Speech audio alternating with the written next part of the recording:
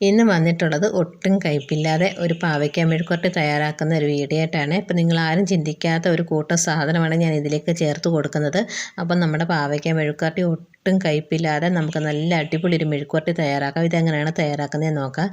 ആദ്യം നമ്മളൊരു പാൻ അടുപ്പിൽ വെച്ച് കൊടുത്ത് അതിലേക്ക് നമ്മൾ ആവശ്യത്തിന് വെളിച്ചെണ്ണ ഒഴിച്ച് കൊടുത്തിട്ടുണ്ട്. ഇനി അതിലേക്ക് നമുക്ക് സവാള ഇട്ട് കൊടുത്ത് നല്ലതുപോലെ ഒന്ന് വഴറ്റിയെടുക്കാം. 3 പാവയ്ക്ക ഇതുപോലെ അരിഞ്ഞാണ് എടുത്തിട്ടുള്ളത്. അതിലേക്ക് വലിയൊരു സവാള ചെറുതായിട്ടൊന്ന് അരിഞ്ഞെടുത്തിട്ടുണ്ട്. പിന്നെ പച്ചമുളകുമാണ് ഞാൻ എടുത്തിട്ടുള്ളത്.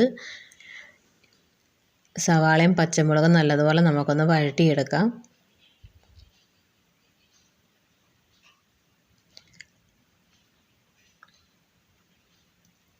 ഉള്ളിയെല്ലാം ഇട്ട് കൊടുത്ത് നമുക്ക് നല്ലതുപോലെ ഇതൊന്ന് വഴറ്റിയെടുക്കാം. ഉള്ളി വഴണ്ട് വന്ന സമയത്ത് നമുക്കതിലേക്ക് മസാല ചേർത്ത് കൊടുക്കാം. 1/2 ടീസ്പൂൺ മഞ്ഞൾപ്പൊടി, 1/2 ടീസ്പൂൺ മുളക് പൊടി, ആവശ്യത്തിനുള്ള ഉപ്പും കൂടെ ചേർത്ത് കൊടുക്കാം.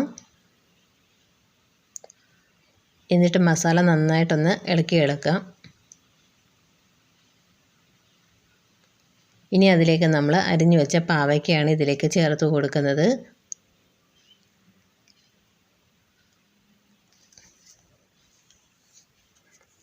പാവയ്ക്ക ഇട്ട് കൊടുത്ത് നല്ലതുപോലെ നമുക്കൊന്ന് ഇളക്കിയെടുക്കാം. ഈ സമയത്ത് ഇതിലേക്ക് ഉപ്പ് വേണം നോക്കിയിട്ടൊക്കെ ഉപ്പ് ചേർത്ത് കൊടുക്കാവുന്നതാണ്.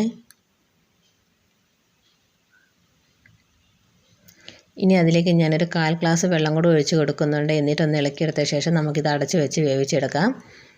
അപ്പോൾ ഇത് 3/4 ഭാഗം വെന്ത് വന്നിട്ടുണ്ട്. ഇനി നമുക്ക് ഇതുപോലെ ഒന്ന് ഇളക്കി ഒന്ന് ഡ്രൈ ആക്കി എടുക്കാം. അപ്പം ഞാൻ ഈ ഒരു പാത്രത്തിൽ നിന്ന് വേറൊരു പാത്രത്തിലേക്ക് മാറ്റുകയാണ്. നോൺ സ്റ്റിക്ക് പാത്രമാകുമ്പോൾ അത് എണ്ണയുടെ ആവശ്യമില്ല. അപ്പോൾ ഞാൻ ആ നോൺ സ്റ്റിക്കിൻ്റെ പാത്രത്തിലേക്ക് മാറ്റുകയാണ് ചെയ്യുന്നത്. അപ്പം നോൺ സ്റ്റിക്കിൻ്റെ പാത്രത്തിലേക്ക് ഞാൻ മാറ്റി ഇതുപോലെ ഇളക്കി കൊടുത്ത് നമുക്ക് നല്ലതുപോലെ ഇതൊന്ന് ഫ്രൈ ചെയ്തെടുക്കാം.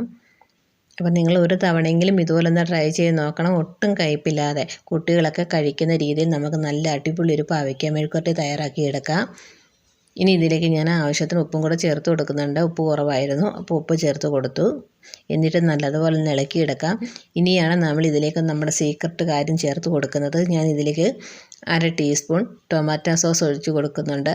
ടൊമാറ്റോ സോസ് ഒഴിച്ച് കൊടുക്കുമ്പോൾ നമ്മുടെ പാവയ്ക്ക ഒട്ടും കയ്പില്ലാതെ നല്ല സൂപ്പർ ടേസ്റ്റായിട്ട് കിട്ടും. അതുപോലെ പാവയ്ക്ക മെഴുക്കുവരട്ടിക്ക് രുചി വ്യത്യാസം ഒന്നും ഉണ്ടാകത്തില്ല, നല്ല ടേസ്റ്റ് തന്നെ ആയിരിക്കും. നല്ലതുപോലെ ഒന്ന് ഇളക്കി കൊടുക്കുക. ഒരുപാട് ടൊമാറ്റോ സോസ് ഒഴിച്ച് കൊടുക്കുക. 1/2 ടീസ്പൂൺ ഒഴിച്ച് കൊടുത്താൽ മതിയാകും. എന്നിട്ട് നല്ലതുപോലെ ഇളക്കി എടുത്ത് നമുക്കിതൊന്ന് ഫ്രൈ ചെയ്തെടുക്കാം. ഇനി ഇതിലേക്ക് നമുക്ക് 1/2 ടീസ്പൂൺ കുരുമുളക് പൊടിച്ചതും കൂടെ ചേർത്ത് കൊടുക്കാം. നമ്മുടെ എരിവിന് ആവശ്യമായിട്ട് ചേർത്ത് കൊടുക്കുക. എന്നിട്ട് നല്ലതുപോലെ നമുക്കിതൊന്ന് ഇളക്കി ഒന്ന് ഫ്രൈ ചെയ്തെടുക്കാം. ഇതുപോലെ ഇളക്കി 2 സൈഡ് നമുക്കിതൊന്ന് ഫ്രൈ ചെയ്തെടുക്കാം. ഇനി ഞാൻ ഇതിലേക്ക് 1 കൈപ്പിടി തേങ്ങ ചിരകിയതും കൂടെ ചേർത്ത് കൊടുക്കുന്നുണ്ട്. തേങ്ങയും കൂടെ ചേർത്ത് കൊടുക്കുമ്പോൾ നമ്മൾ ഈ ഒരു മെഴുക്കുവരട്ടിക്ക് നല്ല ടേസ്റ്റാണ്. ആദ്യം നമ്മൾ തേങ്ങ ചിരകിയത് ചേർത്ത് കൊടുക്കരുത്. ഈ ഒരു സമയമാകുമ്പോഴേ തേങ്ങ ചിരകിയത് ചേർത്ത് കൊടുക്കുക, എന്നാലേ കറക്റ്റ് പാകത്തിൽ കിട്ടത്തുള്ളൂ. ആദ്യം ചേർത്ത് കൊടുക്കുമ്പോൾ നമ്മുടെ പാവയ്ക്ക മെഴുക്കുവരട്ടി നല്ല ഫ്രൈ ആയി വരുന്ന സമയത്ത് തേങ്ങ കരിഞ്ഞു പോകും. അതുകൊണ്ട് ഈ ഒരു സമയത്ത് നമ്മൾ നല്ലതുപോലെ ഇളക്കി എല്ലാം കൂടെ ഒന്ന് യോജിപ്പിച്ചൊന്ന് ഫ്രൈ ചെയ്തെടുത്താൽ മതിയാകും. അപ്പോൾ വളരെ ടേസ്റ്റോട് കൂടിയുള്ള നമ്മുടെ പാവയ്ക്ക മെഴുക്കുവരട്ടി ഇവിടെ റെഡി ആയിട്ടുണ്ട്. ലാസ്റ്റായിട്ട് നമുക്ക് കുറച്ച് കറിവേപ്പിലയും കൂടി ഇട്ട് കൊടുത്ത് ഒന്ന് ഇളക്കി എടുത്ത ശേഷം ഫ്ലെയിം ഓഫ് ചെയ്യാം. അപ്പോൾ ഈ വീഡിയോ എല്ലാവർക്കും ഇഷ്ടപ്പെട്ടെങ്കിൽ ഫ്രണ്ട്സിനൊന്ന് ഷെയർ ചെയ്യുക, ലൈക്ക് ചെയ്യുക. നിങ്ങളുടെ അഭിപ്രായങ്ങൾ മറക്കാതെ കമൻറ്റ് ബോക്സിൽ അറിയിക്കുക. വീഡിയോ ആദ്യമായിട്ട് കാണുന്ന എൻ്റെ കൂട്ടുകാരുണ്ടെങ്കിൽ എൻ്റെ ചാനലൊന്ന് സപ്പോർട്ടും കൂടി ചെയ്യണേ. അപ്പോൾ വളരെ ടേസ്റ്റോട് കൂടിയുള്ള ഒട്ടും കയ്പില്ലാതെ പാവയ്ക്ക മെഴുക്കുവരട്ടി ഈ രീതിയിൽ നിങ്ങൾ തയ്യാറാക്കി നോക്കുക. എല്ലാവർക്കും ഒരുപാട് ഇഷ്ടമാകും. അപ്പോൾ നമുക്കിത് വേറൊരു പാത്രത്തിലേക്ക് സെർവ് ചെയ്യാം.